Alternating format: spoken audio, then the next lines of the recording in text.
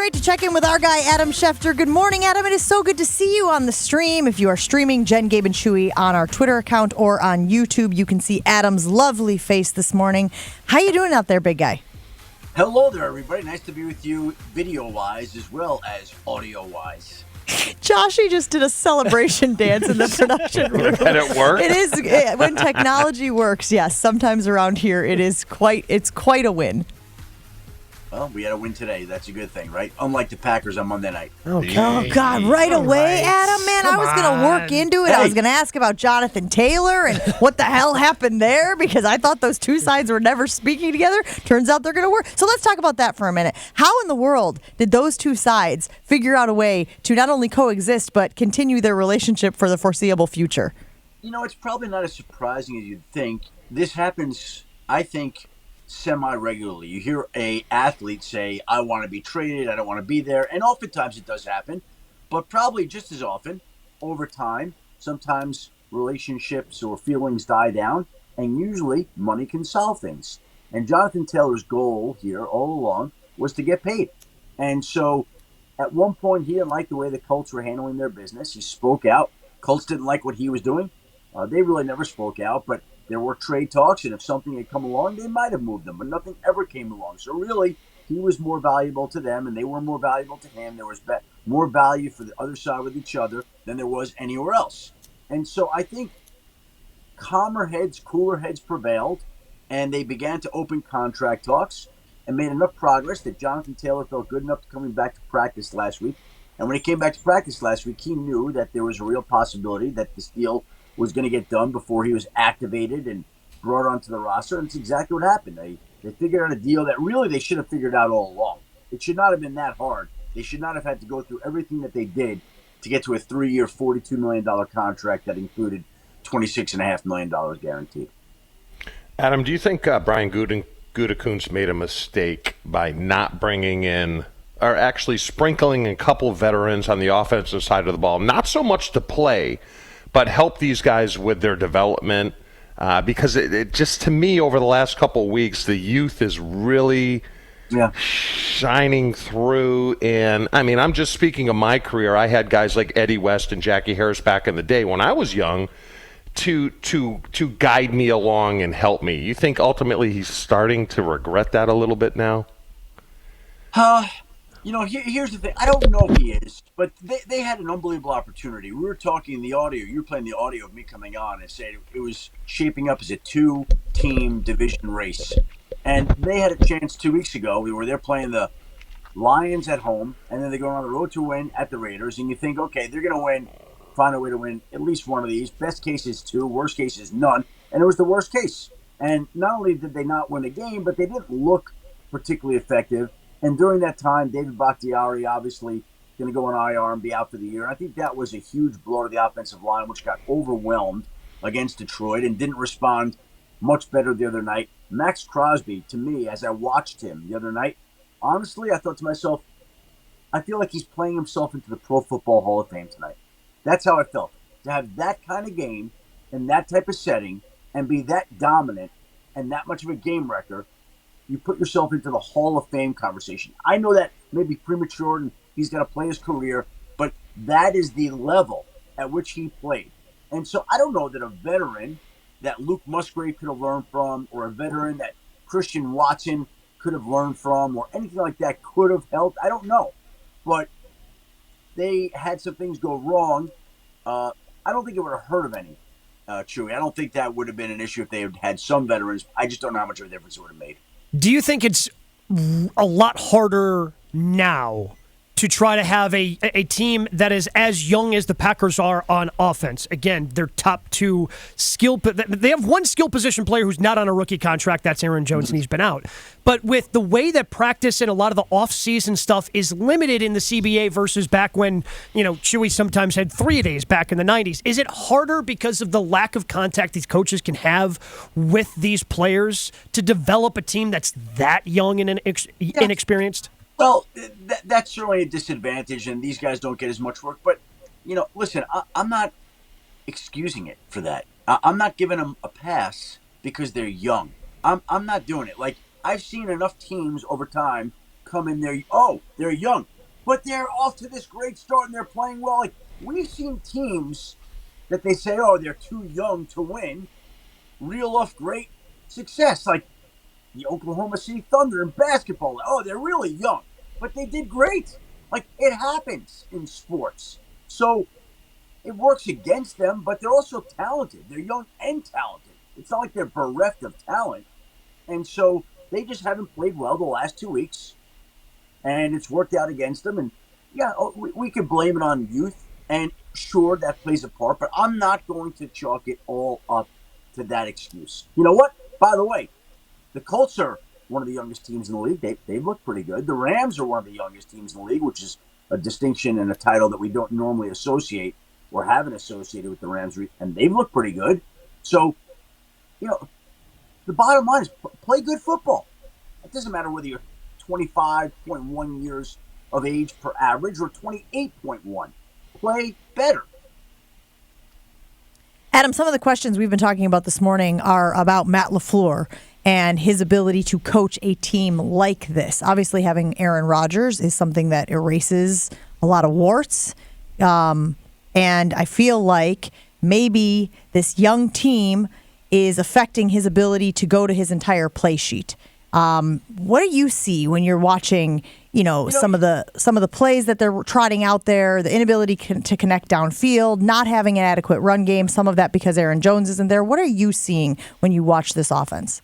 Well, that's a huge deal to me, is not having Aaron Jones. And you heard Troy Aikman and Joe Buck mention and refer to the fact that Matt was upset over the fact that they built a lot of the game plan around Aaron Jones, only to see him apparently suffer some sort of setback, it seems like, because they thought he was playing, and then all of a sudden he doesn't play.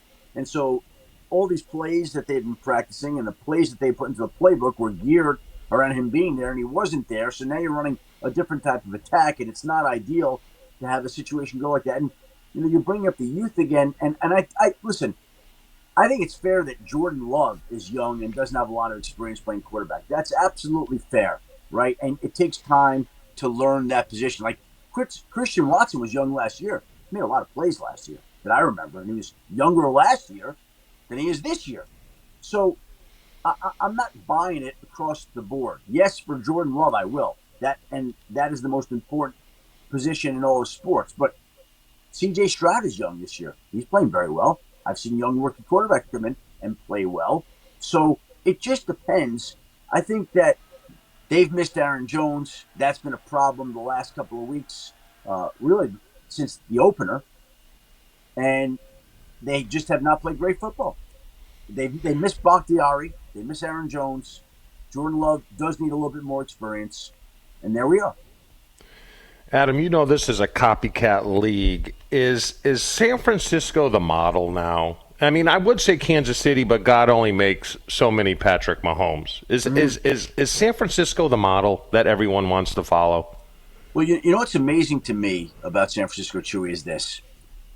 Is there another team in the league that could or has trade 3 ones for a quarterback, whiff on that pick?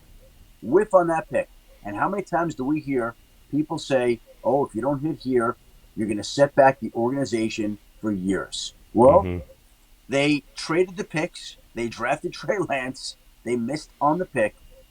And the organization, the team, has now won 14 straight regular season games, one short of the all-time franchise win streak record.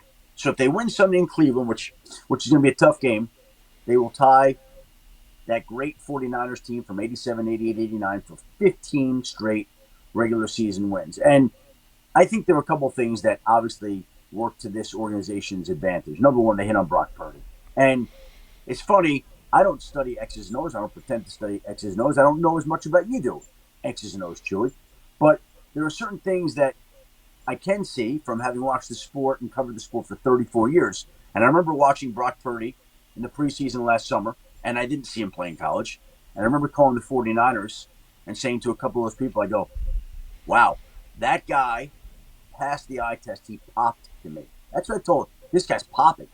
And when they went down, there's a certain official there that I talk to on a fairly regular basis. I call him. I go, you're going to be fine. He goes, what do you mean? You got Brock Purdy. He goes, We don't even know what he can do. I'm like, he's going to be really good. You'll see. And he's been better than I thought he would be. To be perfectly frank, he's been better than they thought he would be. And that has allowed them to overcome the trade of those picks, the selection of Trey Lance. And it also doesn't hurt when you trade a 2, 3, 4, and a 5 for a guy that might be the MVP of the National Football League in Christian McCaffrey. Now, they've got speed everywhere. I think when you ask another teams replicate this, well, you need to hit on the quarterback in the late round. You hit on the quarterback in the late round, it opens up everything because you've got that guy on a rookie contract. So now you can go sign Nick Bosa to a record deal for a defensive player. You could go trade for Christian McCaffrey, who's the highest paid running back in the game. You could pay Deebo Samuel at a time when he wants to be traded and says he'll never play for the 49ers again. Oh, we'll pay him, make him happy. Now you got all these guys. And you have all these guys in part because you have a rookie quarterback under contract who's sharing an apartment in the Bay Area with an offensive lineman because he's making $850,000 and can't afford his own rent in the Bay Area.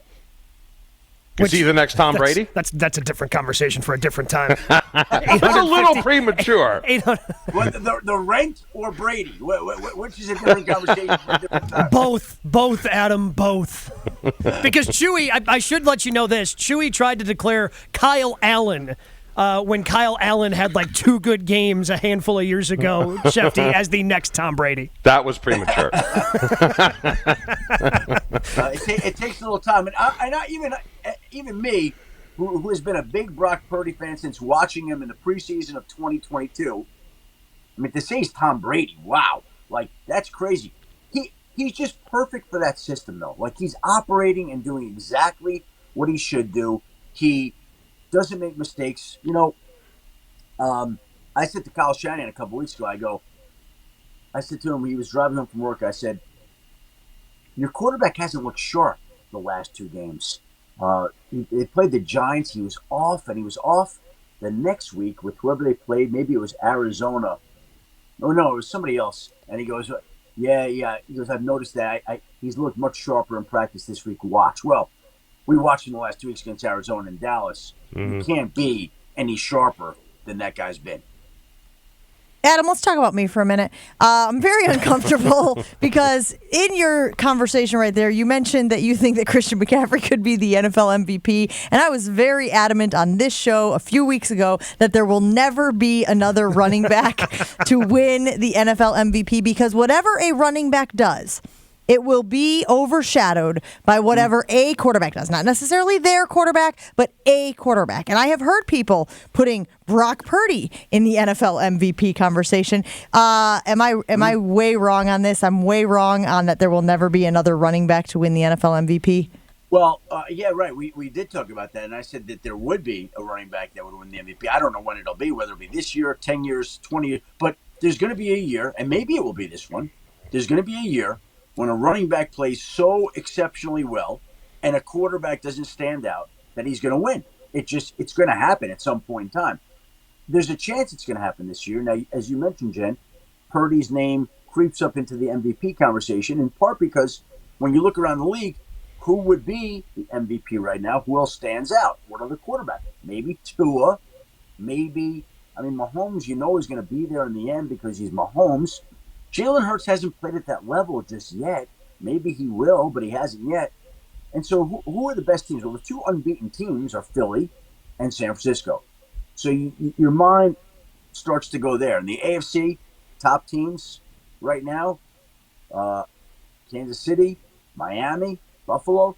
Josh Allen's been a little up and down. Tua has been probably the most bona fide MVP candidate in the AFC. So if it's one of the teams in the NFC, Purdy and McCaffrey have been the 2 best players so far. Now let's see. We're 5 weeks in, so there's plenty of football left. Does the NFL get fatigue like we sometimes see? We've talked about Giannis at times and how after you win a couple MVPs, they're like, you know what? We are not voting for you anymore. Does that happen in the NFL as well? Because that would seem to work against Mahomes if in fact that is a thing.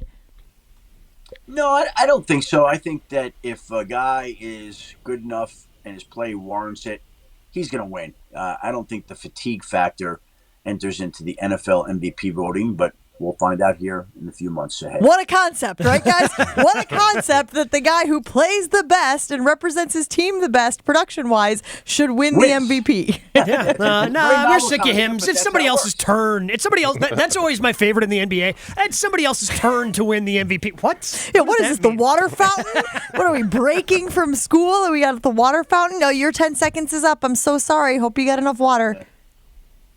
The way it goes sometimes, right? Apparently. Adam, we appreciate you hanging out with us. We look forward to chatting with you each and every week. We'll talk to you again soon. Thank you, everybody. Have a great week. We'll talk to you next Wednesday.